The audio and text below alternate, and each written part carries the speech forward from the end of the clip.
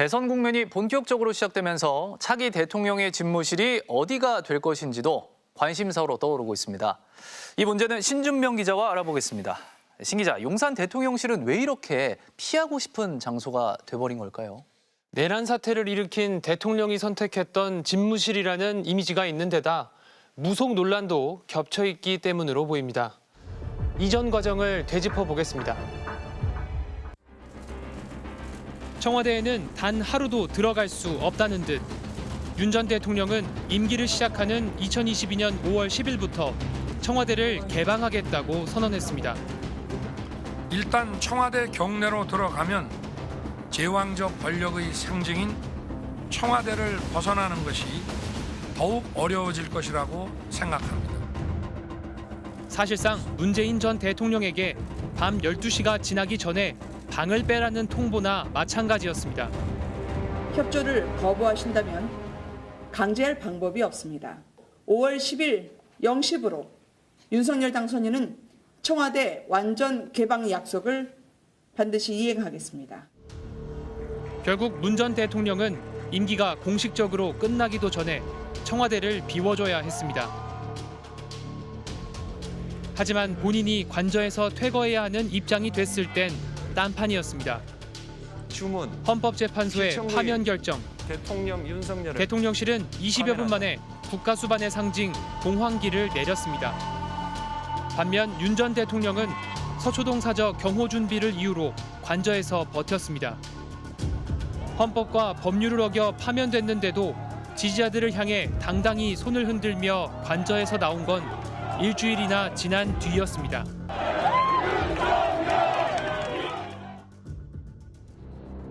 불과 3년 만에 기피시설로 전락한 대통령 집무실과 관저. 그 시작은 쫓기듯 조급했던 대통령실 이전 추진이었습니다.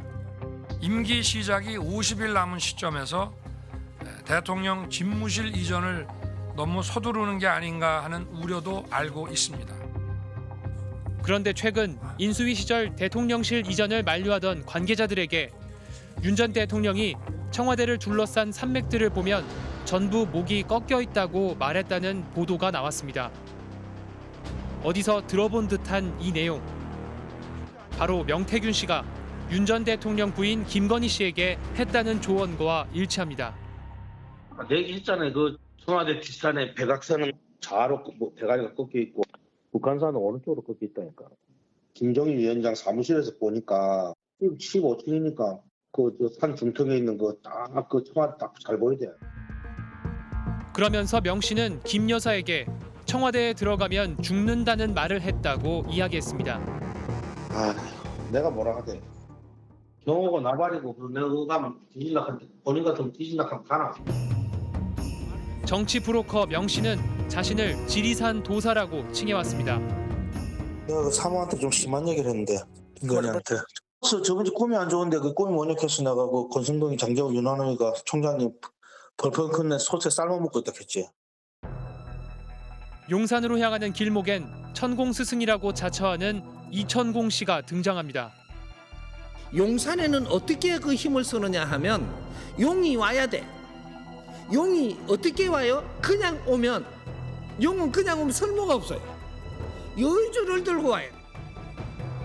이 씨와 윤 전 대통령 부부가 친분이 있다는 건 예비 후보 시절부터 알려진 사실이었습니다. 천공 스승님 아십니까? 천공이요? 본인이 스스로 윤석열 후보의 멘토, 지도자 수업을 시키고 있다 그런 자칭하는 분인데. 아니요, 제가 알긴 하는데요. 예. 무슨 멘토니 하는 얘기는 알겠습니다. 그건 좀 과장된. 알긴 알고요. 경선 토론회에서 이렇게 유승민 전 의원이 천공 의혹을 들고 나오자 토론회가 끝난 직후 윤 전 대통령이 천공의 유튜브 강의를 한번 보라. 미신이라고 하면 명예훼손이다라고 하면서 언쟁이 벌어지기도 한 것으로 알려졌습니다. 과거 천공은 윤 전 대통령 부부가 예전부터 본인의 강연을 들어왔고 이를 토대로 정책적인 결정을 해왔다고 말했습니다. 그때 유튜브를 보고 공부를 많이 해놨으니까. 윤 대통령께서요? 부부께서. 그 선생님의 강연을 듣고 자기들이 어떤 참고를 하고 영향을 받아서 그런 어떤 정책적인 결정을 한 걸로 세상에. 그게 그 여사께서 한 4, 5년 들었거든요. 김건희 씨가 그 정액제 회원제를 끊었답니다. 김건희 여사가 먼저 오고 그다음에 자기 남편 윤석열 총장도 데리고 와서 인연이 시작됐다. 이렇게 얘기를 하고 굉장히 즐거워하더라. 스트레이트 팀은 얼마 전 천공의 강연장을 찾아가 용산 대통령실 이전에 관한 질문을 했습니다. 그동안 윤 전 대통령과의 인연을 과시하던 이 씨는 이번엔 자신의 영향력을 부인하며 발을 빼라는 듯한 모습을 보였습니다. 용산 대통령실 이전을 윤 전 대통령 부부에게 직접 조언하셨습니까? 한 적 없어요. 윤 전 대통령 부부와 요즘도 연락을 하고 지내시나요? 여기서 물었어요. 여기서. 윤 전 대통령 부부의 용산 대통령실 이전 과정에 영향을 줬다고 생각하십니까? 적이 없어요. 문제는 대통령실과 관저 이전 과정에만 무속의 그림자가 드리운 것이 아니라는 점입니다. 살아있는 소의 가죽을 벗기는 굿판을 주도해 논란이 된 건진법사 전성배 씨. 윤 전 대통령의 대선 캠프에서부터 비선 논란을 빚었습니다. 우리 직원들 다 이리 와. 전부 다. 최근엔 전 씨가 대선 당시 비밀 캠프를 운영한 뒤 관봉권으로 5천만 원을 받은 것 아니냐는 의혹이 포착됐습니다. 전 씨는 누가 줬는지 기억나지 않는 기도비라고 해명한 것으로 알려졌습니다. 검찰은 전 씨가 통일교 고위 인사로부터 받은 다이아몬드 목걸이와 고가의 가방을 김 여사에게 전달하고 통일교가 보도 전문 채널 YTN 인수와 캄보디아 사업, UN 제5사무국 유치 등의 특혜를 받으려 했다는 의혹도 수사하고 있습니다. 내가 처음에 YTN 살라 했어. 4천이나. 그거를 내가 매입하려고 했다. 그래가지고 방탄 쪽 문해권 이런 거 만나고. 서초동 사저까지 압수수색을 했는데 김 여사 측은 검찰의 줄서기 또는 전직 대통령 및 영부인에 대한 망신주기라고 반발했습니다. 통일교 측은 윤 전 본부장의 선물과 청탁을 알지 못하고 통일교와도 관계가 없다는 입장이고 윤 전 본부장은 MBC의 연락을 받지 않고 있습니다. 심지어 친이 쿠데타에마저 무속의 꼬리표가 달려 있었습니다. 비상계엄에 깊숙이 개입한 혐의를 받고 있는 노상원 전 정보사령관. 알고 보니 성추행으로 불명예 제대 후 역술인으로 활동한 것으로 알려졌습니다.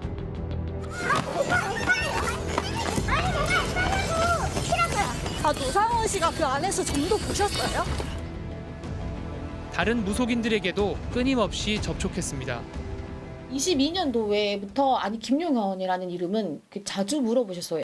윤석열의 오른팔이 될 수 있을지 쉽게 말하면. 근데 이 사람이 그게 되면 나도 다시 이제 복직이 조금 가능해진다. 그리고 이들 중 일부는 여전히 영향력을 과시하고 있습니다. 오세훈 서울시장 여론조사 의혹과 관련해 얼마 전 서울고검에 출석한 명태균 씨. 이거 봐봐요. 국회의원이라고 하면 여기 263명이나. 조사가 끝난 뒤 공천 개입 의혹의 당사자인 윤상현 의원을 만나 술을 마신 것으로 확인됐습니다. 스트레이트가 천공을 만났던 강연장. 참가비가 30만 원이나 하는데 다양한 연령대의 참가자 100여 명이 모였습니다.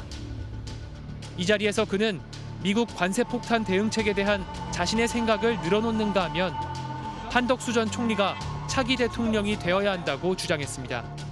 한덕수가 해야 돼. 내가 그 사람 편이 아니고 업무를 보고 있던 사람이 지금 이어가지고 이 업무를 봐야 돼요. 실제 그 본질의 핵심에는 이제 무속 이야기를 한다는 거는 뭐냐 하면 이런 어떤 그 공적 결정의 과정이라는 게 이제 그냥 바로 바이패스되고 생략되고 그다음에 굉장히 그 권력이라고 하는 게 자의적으로 행사되는 과정을 이제 사실은 그 응축시켜 놓은 말인 거죠. MBC가 실시한 여론조사에서 용산 대통령실을 계속 사용해야 한다는 응답은 21%에 그쳤습니다. 대통령이 용산에 있다가 청와대로 가야 한다는 응답은 44%였습니다. 세종시로 가야 한다는 응답도 많았고요. 네, 민주당 이재명 후보는 일단 용산 집무실을 쓰다가 청와대에 복귀하고 장기적으로 세종시로 가겠다는 입장이고요. 국민의힘 김문수 후보는 청와대는 이미 다 개방돼 용산 대통령실로 들어갈 수밖에 없다고 말했습니다. 개혁신당 이준석 후보는 정부 서울청사를 집무실로 쓰면서 세종시 이전을 빠르게 추진하겠다고 하고 있습니다. 차기 대통령 집무실을 정하기 위한 필요 조건을 고민해봤습니다. 윤석열 전 대통령 부부가 서울 한남동 관저를 나와 서초동 사저로 이사하던 날 이삿짐에서 고양이 놀이시설인 캣타워가 포착됐습니다. 과거 관저 리모델링 공사를 맡은 업체의 견적서에 500만 원 상당의 캣타워가 포함돼 있었는데 그게 아니냐는 의혹이 불거졌습니다. 이에 대해 대통령실은 이삿짐에 있던 캣타워는 윤 전 대통령 부부가 기존에 쓰던 것이고 관저에 설치된 캣타워는 170만 원대라고 해명했습니다. 논란의 관저 공사를 맡은 곳은 김 여사와 인연이 있는 업체인 21g. 지난해 감사원 감사에선 무자격 업체에 하도급을 준 사실이 적발됐습니다. 외부 증축 공사를 하면서 사우나 시설과 드레스룸을 설치했다는 공사업체의 증언에 드레스룸과 사우나로 추정은 된다라고 하셨는데 그런 걸 설계했던 건 맞는가 좀 궁금해서요. 네, 설계한 건 맞습니다. 거기에 대해 관저 건물에 대한 설계 및 감리를 모두 진행했으니까요. 실내 스크린 골프장을 만들었다는 의혹도 제기됐지만 경호처는 죄다 부인했습니다. 현재 관저에는 사우나도 없고 스크린 골프장도 없습니다. 부실감사 비판을 받던 감사원이 윤 전 대통령이 탄핵 소추된 뒤인 지난 2월 재감사에 돌입했지만 최재해 원장 직무 복귀 후 해당 감사를 담당하는 국민제안감사 1국장이 전보 조치되는 일도 벌어졌습니다. 대통령 집무실 이전에 따른 국방부 이전, 관저 연쇄 이동까지 현재까지 용산 이전 작업에 들어간 걸로 집계된 예산은 최소 3,250억 1,600만 원에 달합니다. 당초 윤 전 대통령이 밝힌 비용의 6배가 넘습니다. 더구나 무형의 손실까지 생각하면 그 비용은 천문학적으로 커집니다. 국군 통수권자의 집무실과 국방부, 합동참모본부가 한 곳에 모이면서 보안이 무엇보다 중요한 곳에서 계란을 한 바구니에 담은 꼴이 됐습니다. 미국의 도청 의혹과 북한의 무인기, 오물풍선에 손쉽게 노출됐습니다. 관저와 집무실이 떨어지면서 출퇴근길 대통령 경호로 인한 교통 통제로 시민들은 불편을 감수해야 했습니다.